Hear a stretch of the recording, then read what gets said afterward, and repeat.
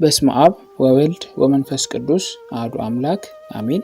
የልዑል እግዚአብሔር ቤተሰቦች የእናታችን የቅድስት ድንግል ማርያም ወዳጆች እንደምን ቆያችሁ? አሜን። የአምላካችን የልዑል እግዚአብሔር ስም ዛሬም ዘወትርም እስከ ዘላለም ድረስ የተመሰገነ ይሁን። ዛሬ የአብይ ጾም የሶስተኛው ሳምንት ላይ ደርሰናል። ቤተክርስቲያናችን በአብይ ጾም ውስጥ ላሉ ሳምንታት ለእያንዳንዳቸው የየራሳቸው ስያሜ ሰጥታለች። በዚህም መሰረት የዛሬው የአብይ ጾም ሶስተኛው ሳምንት ምኩራብ ይባላል። በዚህ ሶስተኛው የአብይ ጾም ሳምንት አምላካችን ጌታችን መድኃኒታችን ኢየሱስ ክርስቶስ በምኩራብ እየገባ የወንጌልን ትምህርት እንዳስተማረ፣ ብዙ ድውያንን እንደፈወሰ፣ የሰንበት ጌታ እንደሆነ፣ የአባቴ ቤት የጸሎት ቤት እንጂ የንግድ ቦታ አይደለም በማለት በቤተ መቅደሱ አካባቢ የሚነግዱ ነጋዴዎችን ስለመገሰጹ ትምህርት ይሰጥበታል። በተለይም በነቢዩ በኢሳይያስ እንደተጻፈ ጌታ በአይሁድ ምኩራብ ገብቶ መጽሐፍ እንዲሰጡ ጠይቆ የሚሰሙት ቃል ዛሬ በጆሮአቸው እንደተፈጸመ እንዲህ ሲል እንደነገራቸው ይዘከርበታል። የሉቃስ ወንጌል ምዕራፍ 4 ከቁጥር 14 እስከ 23 ያለውን እንመለከተዋለን። ኢየሱስም በመንፈስ ኃይል ወደ ገሊላ ተመለሰ። ስለ እርሱም በዙሪያ ባለችው አገር ሁሉ ዝና ወጣ። እርሱም በምኩራባቸው ያስተምር፣ ሁሉም ያመሰግኑት ነበር። ወዳደገበትም ወደ ናዝሬት መጣ። እንደ ልማዱም በሰንበት ቀን ወደ ምኩራብ ገባ፣ ሊያነብም ተነሳ። የነቢዩንም የኢሳይያስን መጽሐፍ ሰጡት። መጽሐፉንም በተረተረ ጊዜ የጌታ መንፈስ በእኔ ላይ ነው፣ ለድሆች ወንጌልን እሰብክ ዘንድ ቀብቶኛልና፣ ለታሰሩትም መፈታትን፣ ለዕውሮችም ማየትን እሰብክ ዘንድ፣ የተጠቁትንም ነፃ ወጣ ዘንድ፣ የተወደደችውንም የጌታን ዓመት እሰብክ ዘንድ ልኮኛል ተብሎ የተጻፈበትን ስፍራ አገኘ። መጽሐፉንም ጠቅልሎ ለአገልጋዩ ሰጠውና ተቀመጠ። በምኩራብም የነበሩ ሁሉ ትኩር ብለው ይመለከቱት ነበር። እርሱም ዛሬ ይህ መጽሐፍ በጆሮአችሁ ተፈጸመ ይላቸው ጀመር። ሁሉም ይመሰክሩለት ነበር። ከአፉም ከሚወጣው ከጸጋው ቃል የተነሳ እየተደነቁ ይህ ዮሴፍ ልጅ አይደለምን ይሉ ነበር። እርሱም ያለ ጥርጥር ይህን ምሳሌ ባለመድኃኒት ሆይ ራስህን ፈውስ፣ በቅፍርናሆም እንዳደረከው የሰማነውን ሁሉ በዚህ በገዛ አገርህ ደግሞ አድርግ ትሉኛላችሁ አላቸው። ጌታችን በምድር ሲመላለስ ከዚህ ቀደም በምኩራባቸው ተሰምቶ የማይታወቅ የወንጌልን ትምህርት እንዳስተማራቸውና ዕውራን እንዲያዩ፣ ደንቆሮችም እንዲሰሙ፣ ዲዳዎችም እንዲናገሩ በማድረግ እንዲሁም ደግሞ ሙታንን በማስነሳት የተለያዩ ድንቅ ተአምራቶችን በማድረግ የወንጌልን ኃይል ስለማሳየቱ ይተረክበታል። የቤትህ ቅናት በላኝ ተብሎ እንደተጻፈ ሕገ እግዚአብሔር እንዲፈጸም፣ ሕገ ቤተ ክርስቲያን እንዳይፈርስ፣ ስርዓተ ቤተ ክርስቲያን እንዳይበላሽ በአይሁድ ምኩራብ በመግባት እንዳስተማረ ሁሉ ዛሬም እያንዳንዳችን የቤተ ክርስቲያንን ነገር ለቤተ ክርስቲያን በማድረግ በቤተ ክርስቲያን መንፈሳዊ ነገርን ብቻ በመስራት ሰውን ሳይሆን እግዚአብሔርን በመከተል ቤተ ክርስቲያን መጠበቅ እንደሚገባን ሰፊ ትምህርት ይሰጥበታል። ቤተ ክርስቲያን የጌታ ስጋና ደም የሚፈተትባት፣ ሰዎች ዘላለማዊ ሕይወትን የሚያገኙባት መሆኗ ይነገርባታል። ጌታችን በቅፍርናሆም ምኩራብ የሕይወት እንጀራ እርሱ እንደመሆኑ ያስተማረበት አብይ ክፍል በዚህ በሶስተኛው ሳምንት የአብይ ጾም በሰፊው ይነገራል። አይሁድ የእውነትን ቃል ሰምተው አንገታቸውን እንዳደነደኑ ስጋዬን የበላ ደሜን የጠጣ የዘላለም ሕይወት አለው በሚለው የጌታ ትምህርት እንዴት ሊሆን ይችላል በማለት ማጉረምረማቸው በዚሁ ክፍል አብሮ ተጠቃሽ ነው። ጌታም እስራኤል በምድረ በዳ በልተው የነበሩት መናና እውነተኛ የሕይወት እንጀራ ያላቸውን ልዩነት በማነጻጸር እንዲህ ሲል አስተምሯቸዋል። የጌታችን የኢየሱስ ክርስቶስ ወንጌል ቅዱስ ዮሐንስ እንደጻፈው የዮሐንስ ወንጌል ምዕራፍ 6 ከቁጥር 46 እስከ 59 አብን ያየ ማንም የለም፣ ከእግዚአብሔር ከሆነ በቀር እርሱ አብን አይቷል። እውነት እውነት እላችኋለሁ በእኔ የሚያምን የዘላለም ሕይወት አለው። የሕይወት እንጀራ እኔ ነኝ። አባቶቻቸው በምድረ በዳ መና በሉ ሞቱም። ሰው ከእርሱ በልቶ እንዳይሞት ከሰማይ አሁን የወረደ እንጀራ ይህ ነው። ከሰማይ የወረደ ሕያው እንጀራ እኔ ነኝ። ሰው ከዚህ እንጀራ ቢበላ ለዘላለም ይኖራል። እኔም ስለ ዓለም ሕይወት የምሰጠው እንጀራ ሥጋዬ ነው። እንግዲህ አይሁድ ይህ ሰው ሥጋውን ልንበላ ይሰጠን ዘንድ እንዴት ይችላል ብለው እርስ በርሳቸው ተከራከሩ። ስለዚህ ኢየሱስ እንዲህ አላቸው፣ እውነት እውነት እላችኋለሁ የሰውን ልጅ ሥጋ ካልበላችሁ ደሙንም ካልጠጣችሁ በራሳችሁ ሕይወት የላችሁ።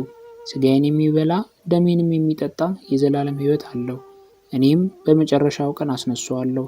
ሥጋዬ እውነተኛ መብል ደሜም እውነተኛ መጠጥ ነውና ሥጋዬን የሚበላ ደሜንም የሚጠጣ በእኔ ይኖራል፣ እኔም በእርሱ እኖራለሁ። ሕያው አብ እንደላከኝ እኔም ከአብ የተነሳ ሕያው እንደምሆን እንዲሁ የሚበላኝ ደግሞ ከእኔ የተነሳ ሕያው ይሆናል። ከሰማይ የወረደ እንጀራ ይህ ነው። አባቶቻችሁ መና በልተው እንደሞቱ አይደለም። ይህን እንጀራ የሚበላ ለዘላለም ይኖራል። በቅፍርናሆም ሲያስተምር እንዲህ በምኩራብ አለ።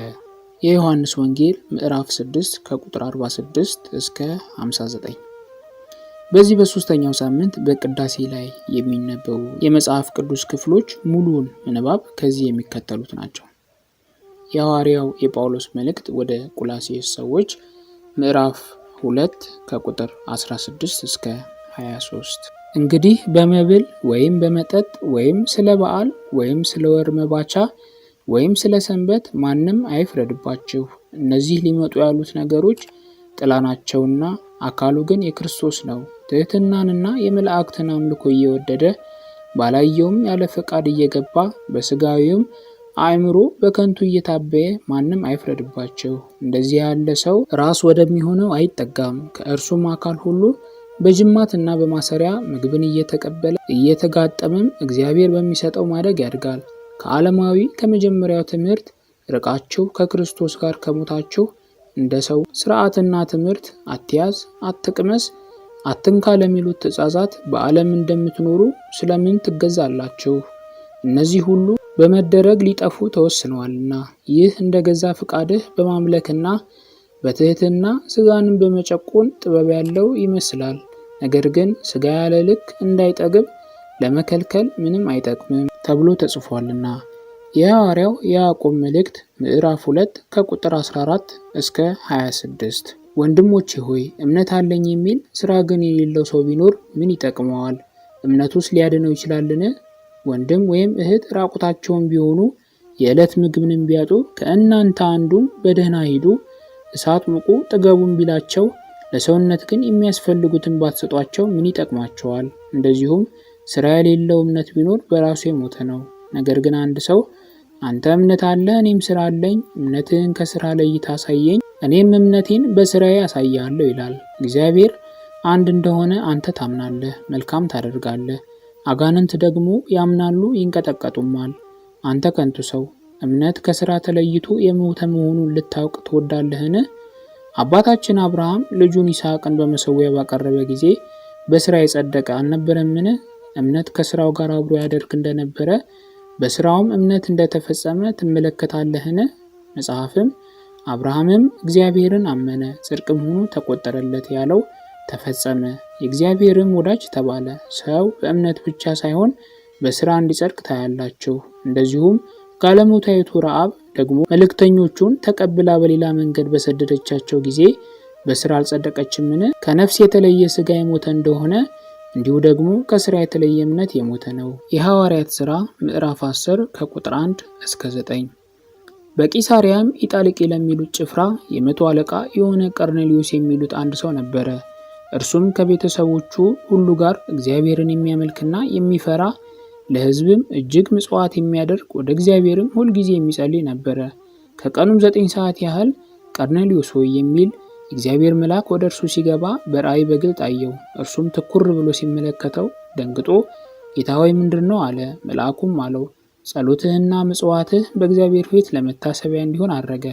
አሁንም ወደ ኢዮጴ ሰዎችን ልከህ ጴጥሮስ የሚባለውን ስምዖንን አስመጣ። እርሱ ቤቱ በባህር አጠገብ ባለው በቁርበት ፋቂው በስምዖን ዘንድ በእንግድነት ተቀምጧል። ልታደርገው የሚገባህን እርሱ ይነግርሃል።